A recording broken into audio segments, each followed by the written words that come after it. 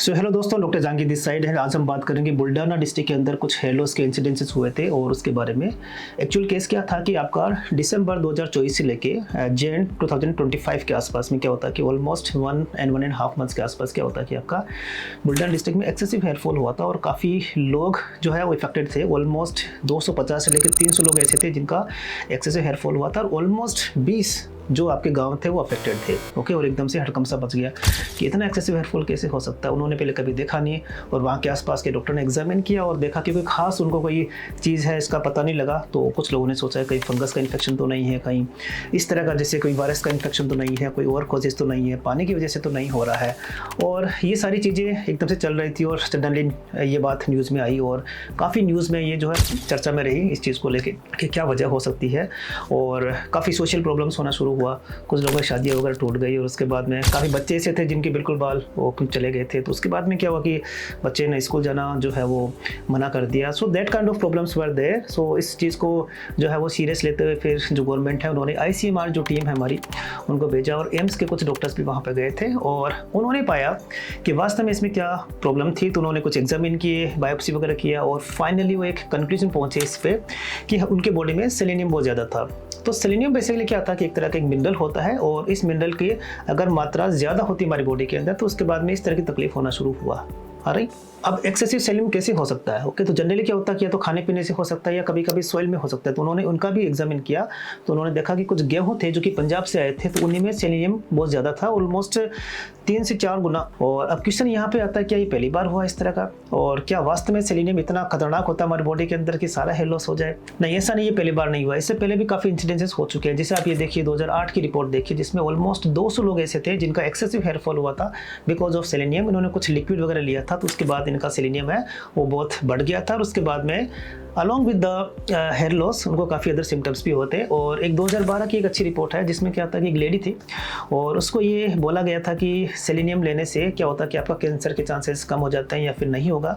तो उन्होंने कुछ पैराडाइज नट्स होते हैं कुछ, ओके, उसमें सेलेनियम बहुत ज़्यादा होता है, ये कंज्यूम करना शुरू कर दिया और उसके बाद में उन्होंने ऑलमोस्ट 10 से लेकर 15 पैराडाइज नट्स होते हैं वो कंज्यूम किया और उसके बाद में सेलेनियम बहुत ज़्यादा हुआ और ये हॉस्पिटल में एडमिट हुआ। तो उन्होंने देखा कि उनके एक्सेसिव हेयरफॉल हुआ था और हाथ में ऐसे बाल उनके आ रहे थे, राइट।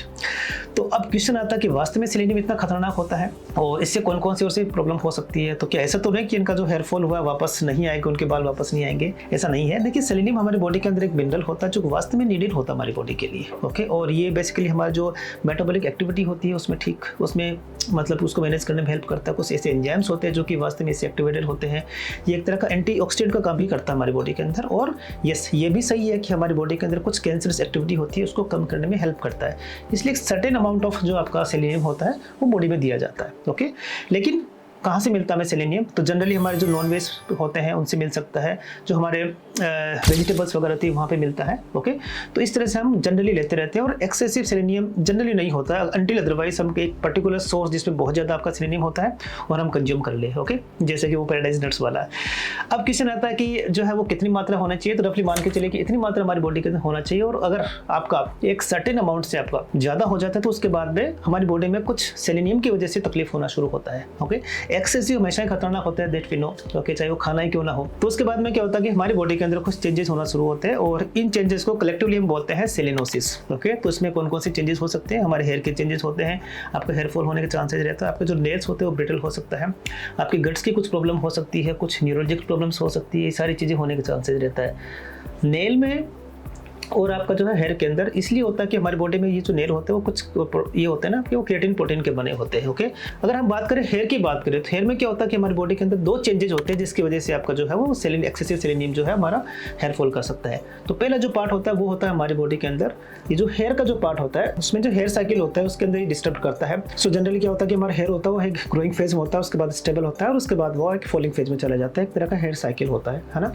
और ये जो सेलेनियम होता है एक्सेसिव सेलेनियम हमारे ग्रोथ को जो है प्रिवेंट करता है और उसके बाद में हेयर फॉल एकदम से हो जाता है, उसको बोलते हैं टीलोजेन इफ्लूवियम। और सेकंड और मोस्ट इंपोर्टेंट पार्ट क्या करता है हमारी बॉडी के अंदर, ये जो केराटिन प्रोटीन होता है बॉडी के अंदर जो कि हमारे स्किन के अंदर हेयर और नेल को बनाने का काम करता है, इस केराटिन प्रोटीन के फॉर्मेशन में भी प्रॉब्लम करता है, जिसकी वजह से क्या होता है कि हमारे जो हेयर हो ज़्यादा फ्रेजाइल हो सकते हैं और उसके बाद में ये हेयर यहाँ से रिमूव हो सकते हैं, not in the roots also. तो ये ICMR टीम ने माना था, ओके, कि उनके बाल नॉट ओनली निकल रहे हैं, साथ साथ में उनके जो है सरफेस से भी उनके बाल जा रहे हैं। ओके, तो ये 2 चेंजेस होने के चांसेस रहता है। अब क्वेश्चन आता है कि डॉक्टर क्या ये परमानेंट हेयर लॉस है या फिर वापस इनके बाल आने के चांसेस रहते हैं? तो देखिए, इसको बोलते हैं नॉन स्कारिंग एलोपेशिया, और जनरली क्या होता है कि टेलोजन एफ्लूवियम या फिर इस तरह की जो प्रॉब्लम होती है वो रिवर्सिबल होती है। ओके, और रफली कुछ सप्ताह से लेकर कुछ महीने का टाइम आपका लग सकता है। तो सबसे पहले क्या करते हैं कि जो सेलेनियम का जो सोर्स था, ओके, उसको सबसे पहले उसको रिमूव करना पड़ता है, उसको बंद करना पड़ता है। सेकेंड, बॉडी से धीरे धीरे आपका जो बॉडी से जो आपका सेलेनियम का पार्ट है वो धीरे धीरे नॉर्मल होना शुरू होता है। कभी कभी अगर कोई एक्सीडेंटली एक्सेसिव सेलेनियम इंटेक्ट कर लेता है तो उसके लिए कुछ चिलेटिंग थेरेपी वगैरह होती है, जो कि आपके गट के अंदर जो सेलेनियम होता है उसको एब्जॉर्ब करने से रोकती है। ओके, तो वो वाला पार्ट भी किया जा सकता है। तो gradually that hair will come back. Okay, हाँ, हेयर ग्रोथ को इंप्रूव करने के लिए certain things we can add, जैसे कुछ मेडिसिन वगैरह होती है जो ग्रोथ को इंड्यूस करने में हेल्प करती है, प्लस जैसे PRP therapies, GFC therapies, these therapies also can added, जो कि आपके ग्रोथ को इंड्यूस करने में हेल्प करती है। ओके, तो जनरली कोई चिंता वाली बात नहीं होती है इस कंडीशन में।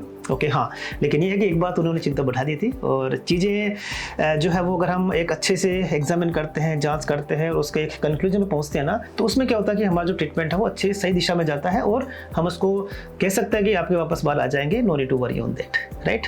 तो ये था आपका सेलेनियम टॉक्सिसिटी के बारे में, जो कि बुल्ढाना डिस्ट्रिक्ट में हुआ था।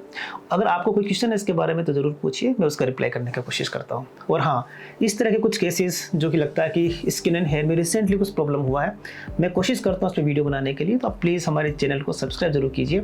और भी मैंने काफ़ी वीडियोज़ बनाए हैं तो उनको ज़रूर देखिए। Thank you so much for watching this video.